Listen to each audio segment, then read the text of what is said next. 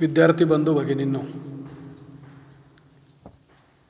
महाराजा जिवाजीराव शिंदे महाविद्यालय श्रीगोंदा ज्युनियर विभागातील मी मखरे SP मराठी विषय शिक्षक. आपण कालच्या भागामध्ये भाग 1 मधील काव्य क्रमांक 2 पाहिलेली होती. आज आपण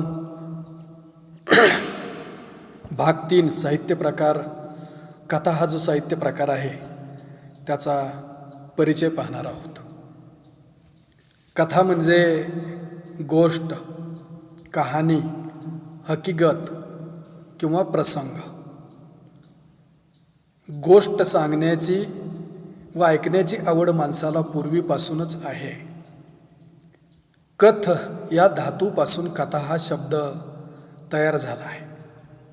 कथ म्हणजे कथन करणे, सांगणे, वर्णन करणे. माणूस हा सामाजिक प्राणी आहे, त्यामुळे आपल्या कल्पना, भावना, आपले विचार, आपले अनुभव इतरांना सांगावेत व इतरांचे आपण ऐकावेत अशी त्याला तीव्र इच्छा असते. त्यातूनच कथा या वाङ्मय प्रकाराचा जन्म झाला. सुरुवातीला आपण कथा म्हणजे काय हे पाहणार आहोत. कथेत घटना प्रसंग असतात, पात्रे असतात. घटना प्रसंग असल्याने स्थळ, काळ, वेळ या बाबी असणारच. या सगळ्यांना व्यवस्थित गुंफण्यासाठी कथानक असते. कथेमध्ये या सर्व बाबी आवश्यक असतात. कथेतील पात्रांचे एकमेकाशी बरे वाईट संबंध असतात. त्यातून ताणतणाव, संघर्ष, गुंतागुंत निर्माण होते. पात्रातले ताणतणाव, संघर्ष वाढले की उत्कर्ष बिंदू निर्माण होतो. हे सर्व घटक कथेचे अंगभूत घटक असतात. तसेच कथेला एक शीर्षकही असते. कथेची व्याख्या आपल्याला अशी करता येईल, एका विशिष्ट स्थलकालात पात्रांच्या परस्पर संबंधातून घडलेल्या घटनांचे विशिष्ट हेतूने केलेले उत्कंठावर्धक चित्रण म्हणजे कथा होय. कथेचे वर सांगितलेले अंगभूत घटक सर्व कथांमध्ये सारख्याच प्रमाणात असतात असे नाही. लेखकाच्या हेतूनुसार ठराविक घटकांना जास्त महत्त्व असते.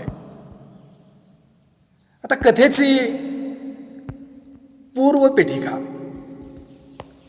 1806 साली छापलेले बालबोध मुक्तावली हे मराठीतील गोष्टीचे पहिले पुस्तक होय. त्यानंतर 1815 मध्ये पंचतंत्र, हितोपदेश हे 2 पुस्तकं छापली गेली. 1824 साली सिंहासन बत्तीसी, 1828 साली ईसपनीती कथा, वेताळ पंचवीसी अशी अनेक पुस्तके प्रसिद्ध झाली. मराठी ज्ञानप्रसारक या 1850 साली सुरू झालेल्या नियतकालिकातून अनेक लहान लहान गोष्टी प्रसिद्ध झाल्या. यातील बहुतेक सर्व गोष्टी रचनेच्या दृष्टीनं अत्यंत प्राथमिक स्वरूपाच्या होत्या. आजच्या कथेची खऱ्या अर्थानं सुरुवात 1890 साली झाली. प्रख्यात कादंबरीकार ह. न. आपटे यांनी त्या वर्षी करमणूक साप्ताहिक सुरू केले आणि त्यातून त्यांनी दैनंदिन जीवनाचे प्रतिबिंब स्फुट गोष्टी लिहिल्या. पुढे अनेक कथाकारांनी अनेक अंगांनी मराठी कथा समृद्ध करीत नेली. ग्रामीण कथा, दलित कथा असे नवनवीन प्रवाह निर्माण झाले. स्वातंत्र्यानंतर शिक्षणाचा प्रसार झाला.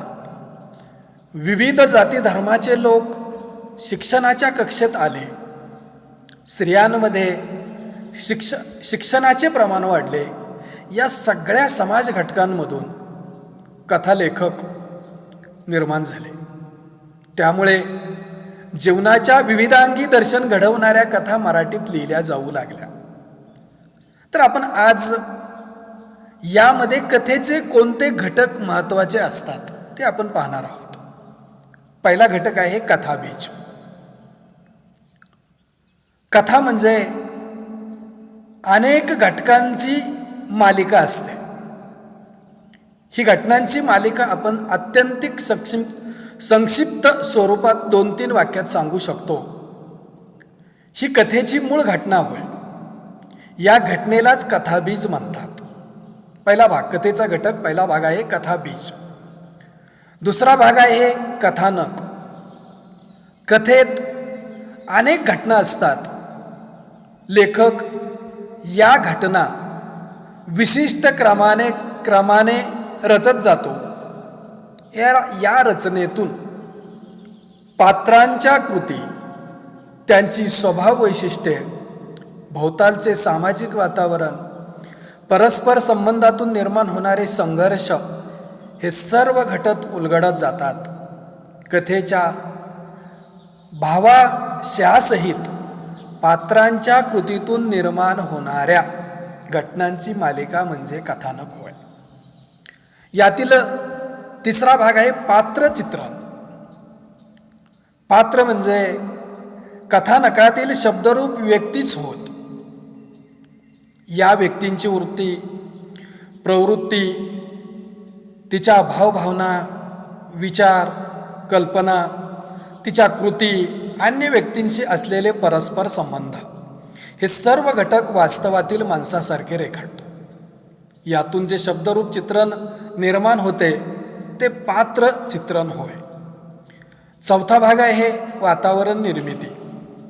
आपल्या अवतीभोवतीच्या परिसरात सामाजिक, सांस्कृतिक, राजकीय, भौगोलिक इत्यादी घटकांनी एक विशिष्ट वातावरण निर्माण होते.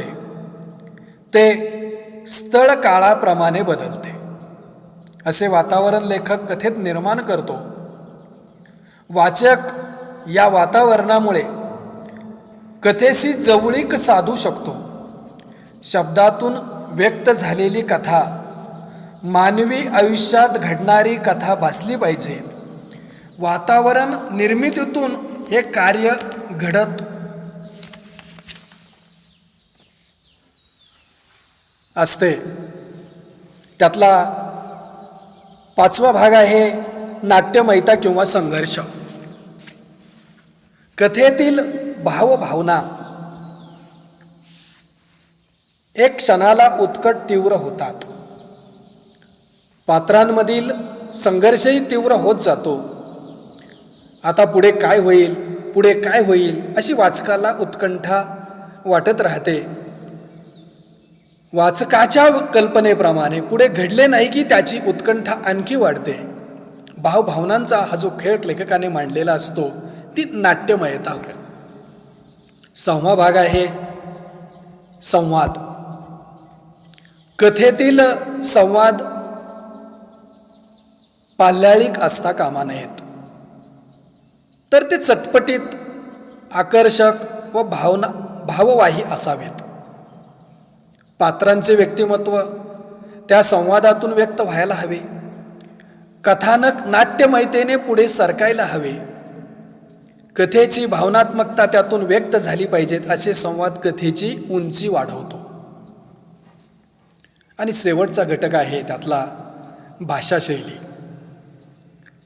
कथेतील पात्रांच्या तोंडची भाषा व कथेच्या उर्वरित भागातील भाषा हे कथेतील भाषेचे 2 ढोबळ भाग पडतात.